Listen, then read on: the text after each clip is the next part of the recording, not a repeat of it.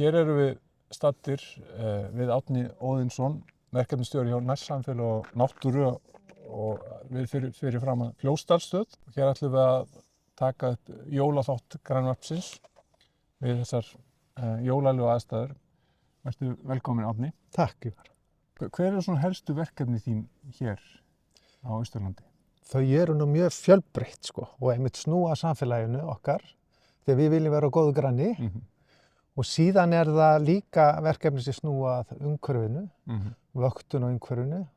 Og þá er ekki að segja ég sé með puttan í öllum vöktun og þáttum, en það er að nóg að taka þar. Við treystum svona sérfræðingu í það, en það eru samskipti þar og hluta af vöktun gerum við hérna sjálf. Já. Síðan snýr það bara rekstri stöðruna eins og með leyfismál og hvað verður með úrganginn hjá okkur og hvað það er. Þannig að það er svona ansi margt. Þannig að þú ert svona, þetta náttúrulega snýst mjög mikið samskipti og þú ert svona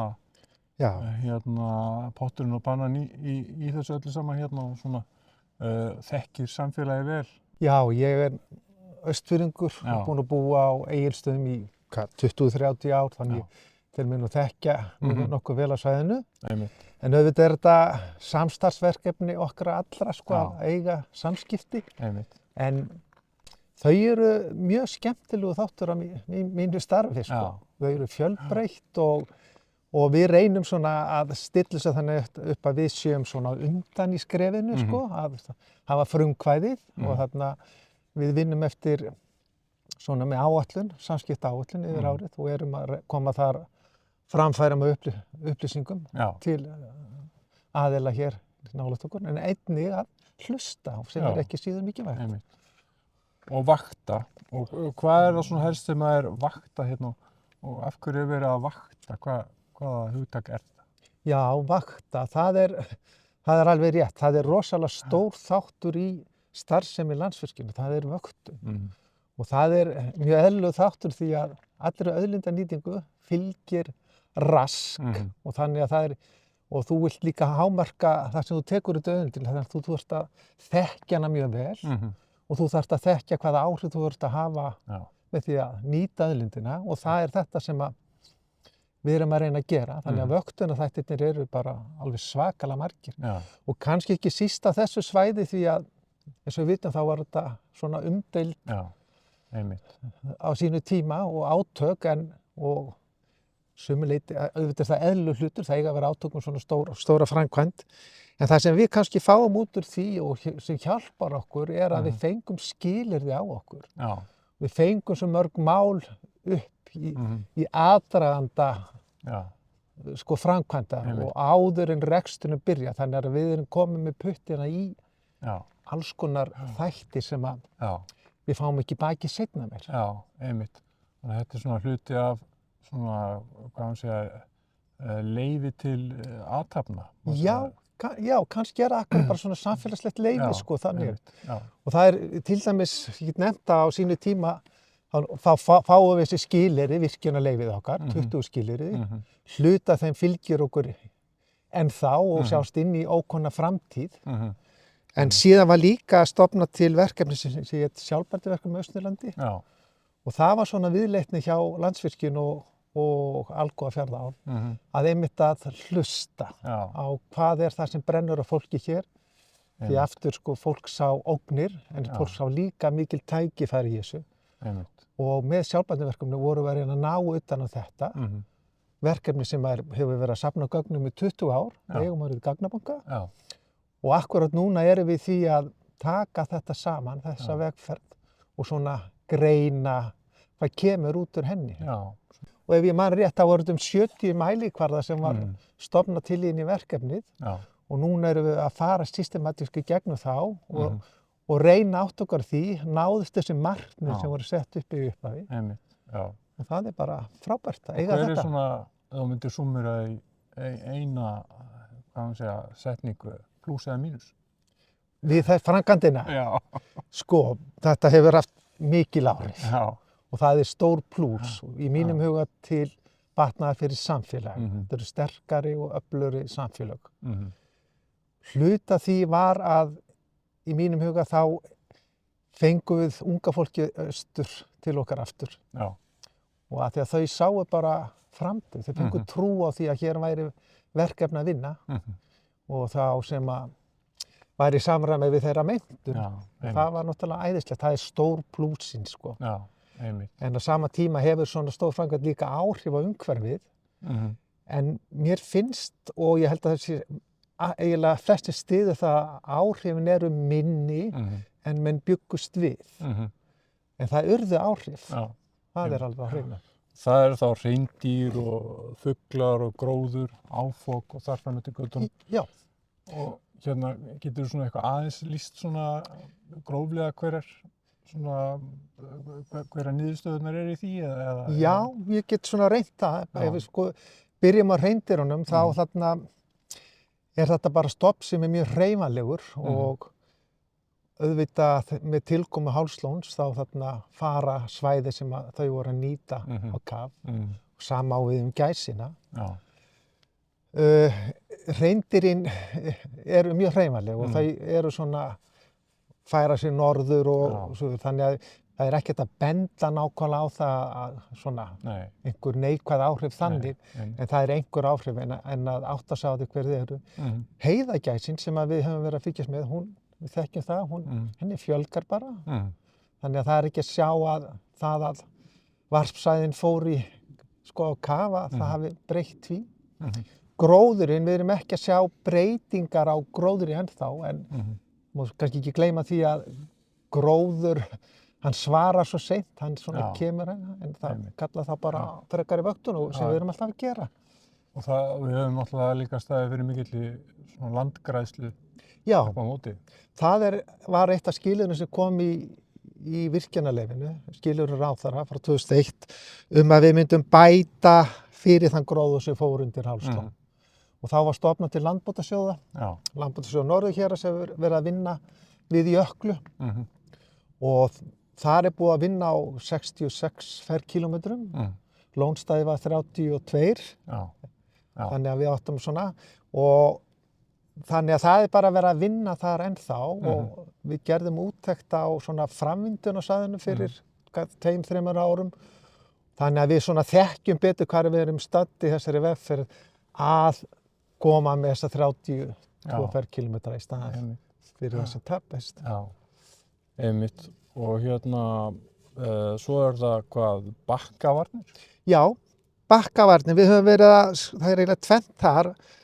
Það var gerð úttekt hérna fyrir vatnaflutninga á bökkum í Lagarfljóti og reynt að meta hvar myndi verða rof og settur út tælar sem að við höfum svo verið að fara á og mæla rofið og við gerum þetta árlega og það er bara breytilegt eftir svæðum. Sums staðar rof, töluvert rof, annars staðar haggast ekki bakki. Það er bara, og ég held að, já, það er þannig, en síðan höfum við líka með bakkavarnir, þá höfum við meira verið að bregðast við svona ákalli frá nærsamfélaginu, að við fáum hringinguna að það sé kannski alltaf fara að missa land og það hefur verið þannig að Landsvirkjun hefur brugðist við öllum þessum, það finnst mér alveg rosalega gott og það hefur auðveldað mér starfi rosalega að sé þetta viðhorf til þessa, að því þetta eru dýraframkvæmdir en við erum búin að, ætlum við ekki komin í 6 kílómetrar sem við erum búin að bakkaverja með grjóti. Já, það er ekki smáður. Það er ansi mikið. Áfok? Já, það er stóra málið. Og ég man því ég var að vinna hérna fyrir 10 árum og ræði við Hákon Aðalsteinsson sem var nú með umhverfismálin. Hann hélt í blákalt fram að ef það hefði verið eitthvað sem við geta stöðvað það að fara í þessa framkvæmd þá var það Áfok inn á Vesturöræfi. Og þar fylgdi að sjálfsögðu skilyrði frá ívirkjanaleyfinu að passa það að við séum ekki að fá áfangssand upp úr lóninu og inn á gróður. Vesturöræfi eru svona sérstakur staður. Og þetta hefur verið gert mjög vel. Það voru gripið til mótvægisaðgerða, það voru sett sandgildrur inn með lóni, nú er ég að tala austurströndina, og við erum að bara upplifa það að þessar gildrur, það fanga sandinn sem kemur að lang mestu leyti. Og það er rosalega frábært finnst mér. Og síðan erum við með árlega úttekt á áfokjarni frá sem starfsmenn Land og skóga sjáum fyrir okkur. Já. Og þetta svona, þá leiðir hugan að því sko með allt þetta sem við höfum gert hérna og alla þessa starfsemi sko, hver sko viðhorf íbúa hér á svæðinu eru til Landsvirkjunar og virkjunarinnar eða stöðvarinnar. Já. Við höfum verið að gera svona viðhorfskannanir einu sinni á ári, Gallup síðan fyrir ykkur, þar sem við erum að spyrja viðhorf annars vegar til Landsvirkjunar og svo líka hver áhrif Fljótsdalsstöðvar eru til nærsamfélagsins. Og þessa niðurstöður koma rosalega vel út fyrir okkur. Við erum að jákvæðnin er alveg í 90% og neikvæðni 2-3%. Þannig að þetta eru frábæra niðurstöður fyrir okkur. Já, einmitt. Svo eru svona ýmis samfélagsmál sem þú svona sérð hérna, þú ert með fréttabréf og svona ýmis samskipti, sjálfbærniverkefni sem þú nefndir áðan og samfélagssjóður, hérna, þú ert svona tengiliður okkar við nærsamfélagi. Hvernig geturðu svona sagt okkur aðeins frá því? Já, þetta er svona, ég hef alltaf litið á að ég væri svona dálítið augu eyru á svæðinu, Landsvirkjunar og þarna, ég held að fólk orðið þekki mig og hringi þá í mig, en svo líka stöðvarstjórann Sindra, það er oft hringt í hann líka og við bara reynum alltaf að bregðast við, hratt og örugglega. Og já, það er rétt, við erum með samfélagssjóð sem við útlutum úr 3 ári og það er svona fókus dálítið á nærsamfélög Fljótsdalsstöðva. Það er bara frábært að geta stýrt svona verkefni sem alls konar verkefni sem koma inn á þar inn. Og hérna sláturhúsið? Já. Sagt okkur frá því? Já, sláturhúsið er náttúrulega frábært. Já. Þetta er menningarmiðstöð okkar hér á Héraði og reyndar skilgreind menningarmiðstöð leiklista á Austurlandi. Já, og er á Egilsstöðum. Og er á Egilsstöðum og sláturhúsið kemur af því að þarna var sláturhús í gamla daga. En Landsvirkjun kom mjög rausnarlega að því að koma þessu raun og vera á koppinn með framlagi upp á 100 eitthvað milljónir. Og ég held að sé alveg hægt að segja það að minnstakosti liðkaði það mjög til þess að þetta varð að veruleika. Ég held að hafi bara verið það sem að skipti sköpum. Og þetta hús er lifandi hús, það er alltaf starfsemi þarna, þetta er svona ákveðið hjarta og ég sæki þarna viðburði fullt af músík, jazz, ógulega gaman að fá það og það eru leiksýningar, danssýningar og myndlistasýningar, þetta er bara frábært. Geturðu sagt okkur aðeins frá könnun sem var gerð núna á meðal ferðamanna við Kárahnjúkastíflu sem áttu leið þar? Já. Þetta var farið í þetta verkefni núna í sumar og það var rannsóknarmiðstöð ferðamála sem að svona hannaði þetta og hafði yfirumsjón með þessu. En svo var það landverðir Vatnajökulsþjóðgarðs sem að sáum að taka viðtölin, gera könnunum frá. Og við höfum reyndar haft í mjög góðu samstarfi við Vatnajökuls gegnum árin. Niðurstaðan úr þessu svona í mjög stuttu máli er kannski hægt að segja það bara að fólk upplifir Kárahnjúka, fólk upplifir fallega náttúru, það upplifir víðerni, en það upplifir líka mannvirkið sterkt og frekar á jákvæðan hátt en neikvæðan hátt. Og svona niðurlagið kannski í þessari könnu var svona þannig að þetta sýndi fram á það að þetta getur farið saman að vera með að nýta orkuna þarna, að vera með mannvirki og upplifa náttúruna. Já, þannig að þetta er jafnvel hluti af aðdráttarafli svæðisins? Já, klárlega. Kárahnjúkastífla er hluti að þetta er segull hér á svæðinu. Og það var meðal annars skoðað líka í þessari könnun svona borið saman við kannanir, sambærilega kannanir á Blöndusvæði og Þjórsársvæði og það kemur alveg fram að eitt segullin hér eru mannvirkin. Já, einmitt. Enda vitum við það að við stöndum upp á stíflun, þetta er mannvirki sem hægt er að horfa á. Heldur betur. Þetta er svona í samræmi við það að maður svona hlerar það hjá útlendingum að þeir eru mjög hrifnir af endurnýjanlegri orkuvinnslu hér á á Íslandi og Já. beinlínis sko, þetta hluti af Já. svona aðdráttarafli Íslands. Já, og þeir sjá þetta einmitt svona í jákvæðara ljós en við. Einmitt. Það er. Einmitt. En svona ef við vendum nú hvað okkar aðeins í kross og sko förum að fjalla aðeins persónulega um þig, Árni. Já. Hérna, já, þú sagðir að þú værir sko Austfirðingur og hérna á svæðinu og hérna hefur alltaf verið hérna í hérna, já, bara frá Frumbergsku. Já. En hvenær byrjaðir að vinna hjá Landsvirkjun? Hvernig vildi það til að þú Já, komst til sko, það er 2008 í desember. Já. Þannig að þetta voru orðin, hvað er þetta? 17 ár, eitthvað svoleiðis. Það er 17 ár. Já, bara. Já, sko, það var þannig, ég held að tengist nú því ég var í heilbrigðiseftirliti á framkvæmdatíma Kárahnjúkavirkjunar. Já. Þannig að ég var nú töluvert upp á heiði og þekkti þannig eitthvað inn í það sem var í gangi. Já.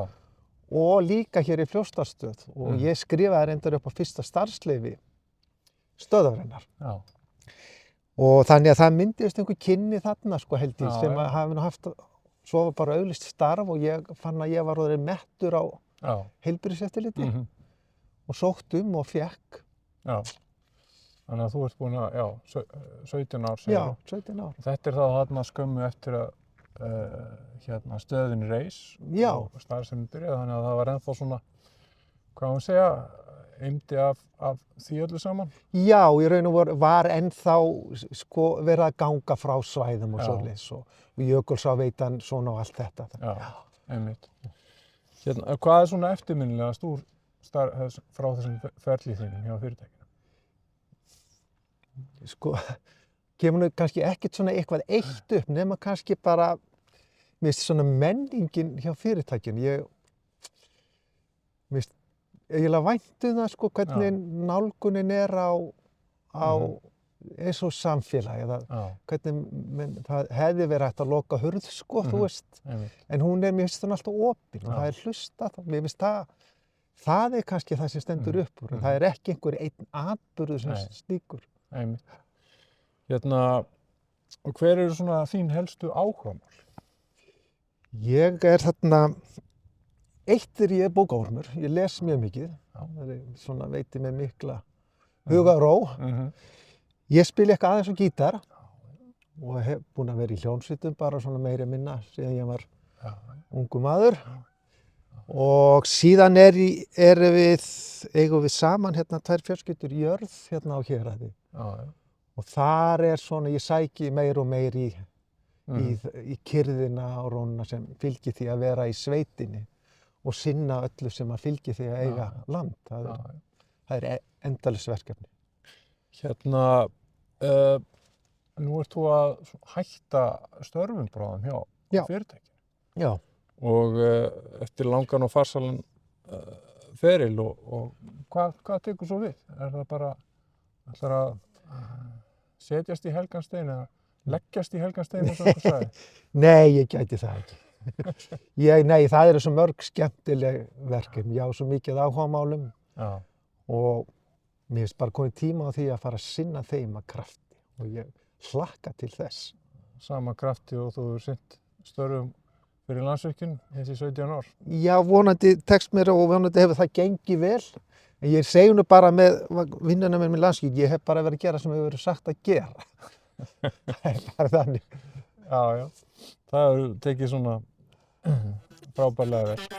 En ég þakka bara kærlega fyrir spjallið, Árni, og við sjáumst í næsta þætti af